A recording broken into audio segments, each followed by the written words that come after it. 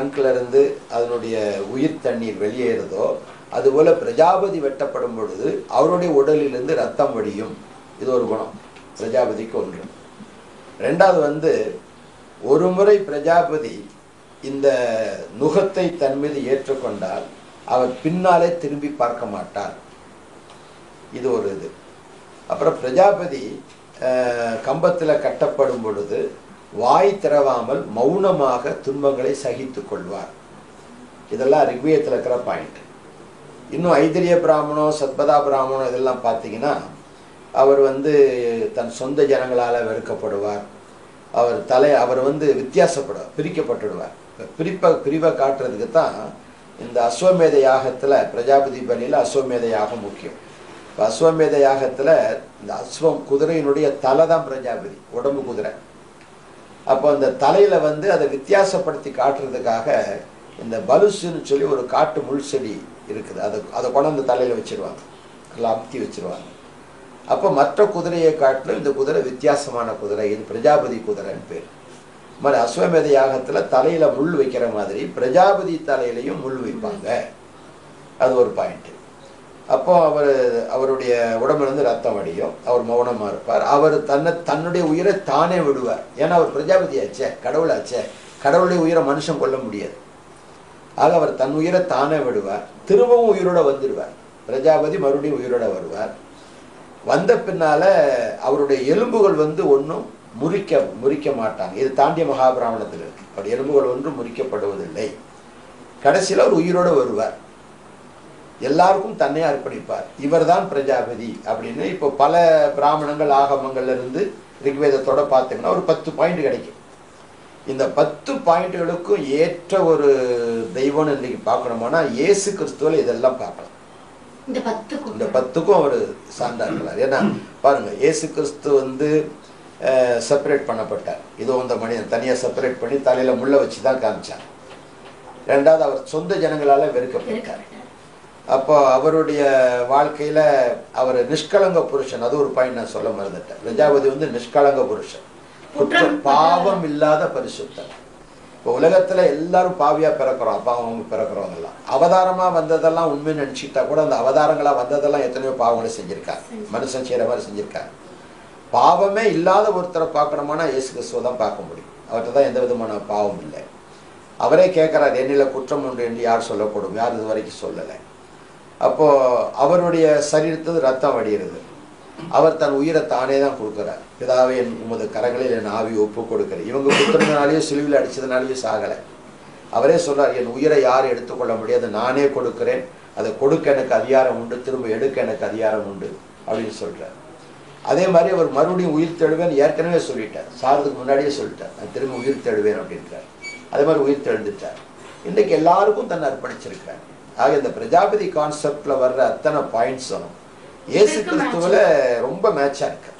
நான் இன்னைக்கும் என்ன சொல்றேன்னா, இயேசுவை தவிர வேறு ஒரு தெய்வத்துக்கு இத்தனை பாயிண்ட் இருக்குன்னு சொன்னா நான் ஏத்துக்கிறேன், நான் இல்லைன்னு சொல்லலை. எனக்கு தெரிஞ்ச வர இயேசு தான் ஃபைனலாக ஒருத்தர் இருக்கார். இதுக்கு மேலே ஒருத்தர் இருக்கிறாரு, இந்த வேதம் சொல்றதெல்லாம் இவருக்கு தான் பொருந்ததுன்னு ஒருத்தர் காமிச்சாருன்னா நான் ஏற்றுக்க ரெடியா இருக்கேன். இப்போ இந்த இந்து மதத்துல சாமி ஆடுறது, குறி சொல்றதெல்லாம் இருக்குது. அதுக்கு முன்னாடி ஒரு கேள்வி. நீங்க சொல்றீங்க இயேசு கிறிஸ்து சிலுவையில தூக்கப்பட்டு கொல்லப்பட்டார், அதுக்கப்புறம் 3 நாள்ல பிறகு உயிர் தெழுந்தா சொல்றீங்க. அப்ப அந்த 3 நாள் அந்த ஆவி எங்க இருந்தது, இயேசுநாதர் எங்க இருந்தார்? அதாவது 3 நாள்னு சொல்ல முடியாது, 3ஆம் நாள். அதாவது வெள்ளிக்கிழமை அவர் இறக்குறாரு, சிலுவையில மறிக்கிறான்னு வைங்க. 3ஆம் நாள் அன்னைக்கு ஞாயிற்றுக்கிழமை காலை. அப்போ வெள்ளி, சனி, ஞாயிறு, இதில் வெள்ளிக்கிழமை சாயங்காலம் மறித்து ஞாயிற்றுக்கிழமை காலைதான்னா ஒரு 24 hours தான் அவர் இருந்திருக்கிறார். இதில் பைபிளில் பார்த்தீங்கன்னா அவர் காவலில் வைக்கப்பட்ட ஆவிகளுக்கு போய் சுவிசேஷத்தை அறிவித்து மறுபடியும் பிதாவுடைய ராஜ்யத்துக்கு போயிட்டு திருப்பியும் வர்றார், எல்லாருக்கும் தன்னை காண்பிக்கிறார். ஆக அந்த ஒரு நாள் இத்தனை வேலையும் செஞ்சிருக்கிறாரு. அதாவது அவர் மரித்தது வெள்ளிக்கிழமை, வெள்ளிக்கிழமைன்னு சொல்ல முடியாது, ஒரு நாளில் அவர் சிலுவையில் அடிச்சுட்டாங்கன்னு வைங்க. அது ஓய்வு நாளுக்கு முந்தின நாள். ஓய்வு நாள் 6ஆம் நாள்னா இவர் 5ஆம் நாள், வாரத்தின் 5ஆவது நாள் மாலையில் அவர் உயிர் போகுது. உயிர் போகிறதுக்கு முன்னாடி அவர் சொல்லிட்டாரு, நான் மரித்து உயிர் தெழுவேன்னு சொல்லியிருக்கிறார். மூன்றாம் நாள், அஞ்சாம் நாளுக்கு 6ஆம் நாள், 7ஆம் நாள். 7ஆம் நாள் தான் இல்லை, 5ஆம் நாள் வந்து வெள்ளிக்கிழமை, 7ஆம் நாள், 6ஆம் நாள் வெள்ளிக்கிழமை, 7ஆம் நாள் சனிக்கிழமை, 8ஆம் நாள் வாரத்தின் முதல் நாள், அதான் ஞாயிற்றுக்கிழமைன்னு சொல்கிறோம். அப்போ மாதத்தின் முதல் நாளில் உயிர் தெழும்போது அது 3ஆவது நாள். 3 நாள் கழித்தல்ல, 3ஆம் நாள் உயிர் தெழுந்தார். அப்போ இடையில உள்ள ஒரு நாளில் வேதத்தில் நம்ம படிக்கிறோம், பைபிளில் அவர் பாதாளத்துக்கு சென்று அங்கே இதுவரைக்கும் மரிச்சிருப்பாங்க இல்லையா, இயேசுநாதர் மரிக்கிறதுக்கு முன்பு மரித்தவர்கள், மனசாட்சிப்படி மரித்தவர்கள், மனசாட்சி கெட்டு மரித்தவர்கள், நியாயப்பிரமாணத்தின்படி மரித்தவர்கள், நியாயப்பிரமாணத்துக்கு கீழ்ப்படியாமல் மரித்தவர்கள், இதெல்லாம் நம்ம அங்கே பார்க்குறோம். அவங்களெல்லாம் அவங்க தகுதித்தக்க மாதிரி இருக்கிறாங்க. இப்போ பாதாளம் என்று சொல்வது ஒரு இடம், ஒரு பக்கம் ஆதிஸ், ஒரு பக்கம் பரதீஸ், இந்த ரூம் அந்த ரூம் மாதிரி வச்சுக்கோங்களேன். இங்கே அநியாயம் செய்த அவிகள் அங்கே நல்ல மனசாட்சிப்படி மரித்தவர்கள். இங்கே போய் அவர் என்ன செய்கிறாரு, உலகத்தின் இரட்சகராக தான் ரத்த சிந்தி மரித்து விட்டதாக அறிவிக்கிறார். அறிவிச்சிட்டு பரலோகத்துக்கு போய் பிதாவின் சமூகத்தில் போய் நான் நீ சொன்னதை செஞ்சு முடிச்சிட்டேன், சித்தத்தை நிறைவேற்றிட்டுன்னு சொல்லிட்டு மறுபடியும் பூமிக்கு வந்ததான் சீஷர்களுக்கு தரிசனமாகிறார். அப்போ ஞாயிற்றுக்கிழமை காலையில் வாரத்தின் முதல் நாள் இருந்திருக்கும் போது முதலாவது அந்த ஸ்திரீ பக்கத்தில் நாம் ஓடி போய் பார்க்குறோம். முதலாவது பாவம் வந்ததுக்கும் ஒரு ஸ்திரீ தான் காரணம், இயேசுவை பெற்றது ஒரு ஸ்திரீ தான் காரணம், அவர் உயிர்த்தெழுந்ததை பார்த்ததும் ஒரு ஸ்திரீ தான். அந்த ஸ்திரீகளுக்கு எவ்வளவு மதிப்பு பைபிள் இருக்குன்றது அன்னைக்கு தெரியாது. ரொம்ப உயர்த்துறார் பெண்களுக்கு. இன்றைக்கி என்னமோ பெண்களுக்கு நல்ல உரிமை வேணும், பைபிளில் நிறைய உரிமை கொடுத்துருக்கு. அது மாதிரி இந்த கான்செப்ட். இப்போ நீங்கள் கேட்டீங்க சூன்யம் மந்திரவாதங்களுக்கு சரி, சாமி ஆடுறாங்கன்னு சொன்னாங்கன்னா உண்மையான ஒரு தெய்வம் யாருன்னு தெரிஞ்சிக்காம தங்கள் மனதில் ஏதோ ஒன்றை நம்புகிறாங்க. இந்த நம்பிக்கையை பொய் இல்லை, இந்த நம்பிக்கை நம்ம குற்றம்னு சொல்லவே முடியாது. காரணம் அவனுக்கு தெரியாது, இதுதான் அவன் நினச்சிட்டு இருக்கிறான். அந்த நேரத்தில் அவன் நினைக்கிற அந்த ஆவி அவனை பிடிச்சு கொண்டு அந்த ஆவி மூலமாக அவன் சில காரியங்களை சொல்கிறான். ஆனால் பார்த்தீங்கன்னா அந்த சொல்கிற ஆவி அவனுக்கு கெடுதலாக இருக்கும். அப்போ அந்த சாமி ஆடி குறி சொல்லும்போது அந்த சாமி நம்ம நினைக்கிறது வந்து ஆக்சுவலாக சாமி இல்லை, ஏதோ ஒரு ஆவி அவனை பிடிச்சிருக்கு. அவன் சொல்கிறான், அதை ஜனங்க நம்புகிறாங்க. ஏன்னு கேட்டால் அவனுக்கு இறைவனை குறித்து அறியக்கூடிய அறிவு அவனுக்கு இன்னும் வரல, சொன்னாலும் கேட்கறதுக்கு இல்லை.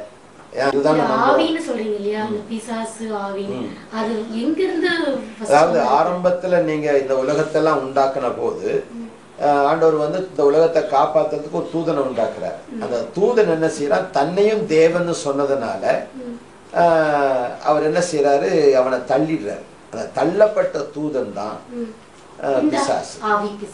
அவனுடைய தூதன், அவனுடைய சபாடினர் கூட்டமே இருக்குது, குட்டி தூதர்கள்.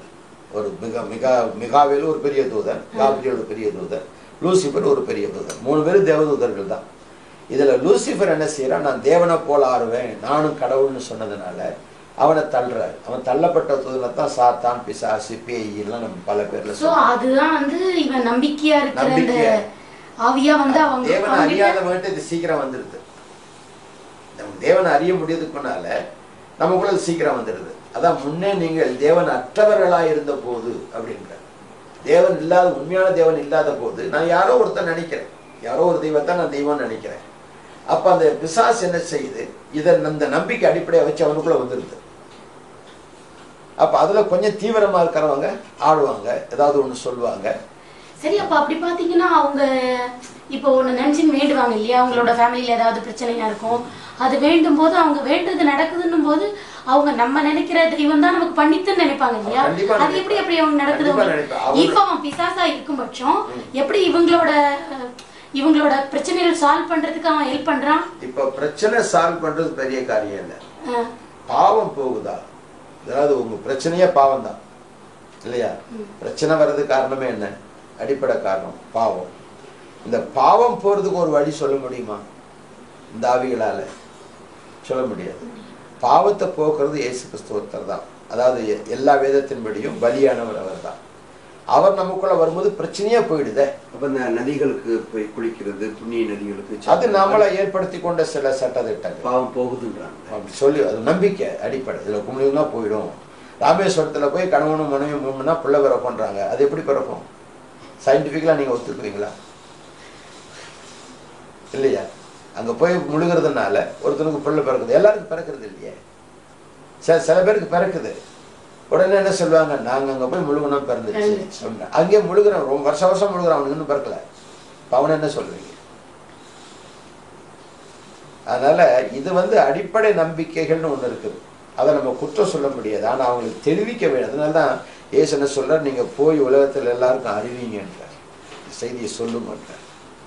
அப்போ கடவுள் செய்யற அற்புதங்களுக்கும் இந்த தீய சக்திகள் செய்யற அற்புதங்களுக்கும் என்ன வித்தியாசத்தை சொல்லுங்க? கடவுள் அற்புதம் செய்யும் போது அதுல நல்ல பெர்மனண்டா சால்வே, அதாவது ரட்சிப்போடு இருக்குது, ரட்சிப்போடு அவனுக்கு மன சந்தோஷம் எல்லாம் இருக்குது. இது அப்பப்ப டெம்பரரியா போகுது, அவ்வளவுதான். டெம்பரரியா போகுது இல்லைங்களா? டெம்பரரியா சோ அதுக்கு அவன்கிட்ட பவர் இருக்கு. பவர் இருக்கு இல்லன்னு இல்லை, பிசாசுக்கு வல்லமை இருக்கே, பிசாசும் அற்புதங்களை செய்வா. அதுதான் கேக்குறேன், செய்ய போடும். ஆனா அவங்களுக்கு உண்மையான தெய்வம் யாரு, தன் பாவம் எப்படி போகும், இந்த தெய்வங்கள் தன் பாவத்தை போக்க முடியுமா அப்படின்னு நினைச்சு பாக்குறது. இப்போ அப்படி பாத்தீங்கன்னா கிறிஸ்தவத்துல என்டையர்லி உருவ வழிபாடே கிடையாது.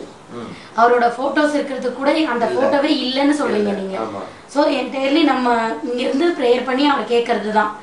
அப்ப இப்போ இங்க இருக்க பாத்தீங்களா உருவ வழிபாடு நிறைய இருக்கு இப்போ இங்க.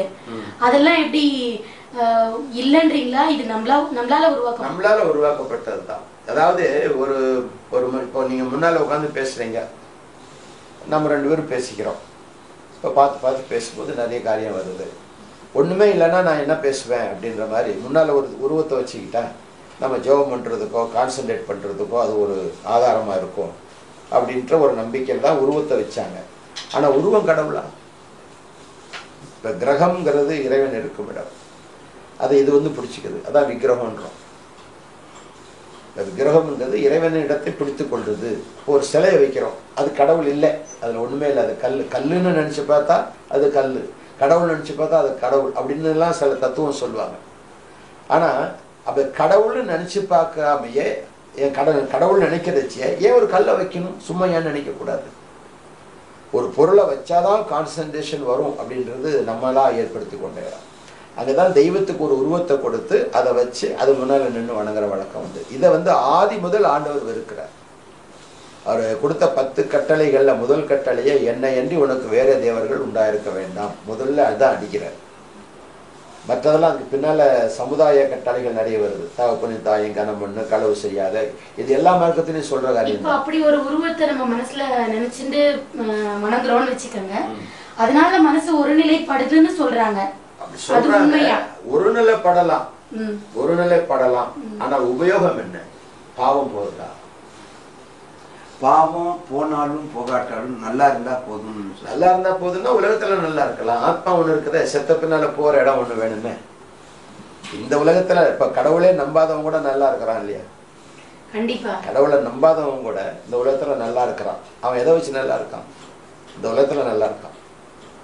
இப்ப கடவுள் நம்பிக்கை இல்ல, கடவுளே கிடையாதுங்கிற பெரியார் அவருடைய சிஷ்யர் இப்போ வீராமணி எல்லாம் இருக்கிறார், நல்லா இல்லையா? அவங்க எல்லாம் அவங்களும் நல்லா தான் இருக்கிறாங்க, நல்ல வசதியோடு இருக்கிறாங்க.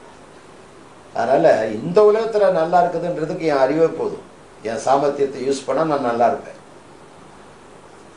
ஆனா என்னுடைய சரீரத்துக்குள்ள இருக்கக்கூடிய உள்ளான மனுஷன், அவ்யக்தான்னு சொல்லி ஒரு வேர்டு இருக்குது சமஸ்கிருத ரிக்வேதத்தில், அவ்யக்தா, உள்ளான மனுஷன், ஆத்மா, ஆன்மீகம். இந்த ஆன்மா சாகாது எப்போதுமே, ஒன்று நரகத்தில் இருக்கணும் அல்லது இறைவனடியில் இருக்கணும்.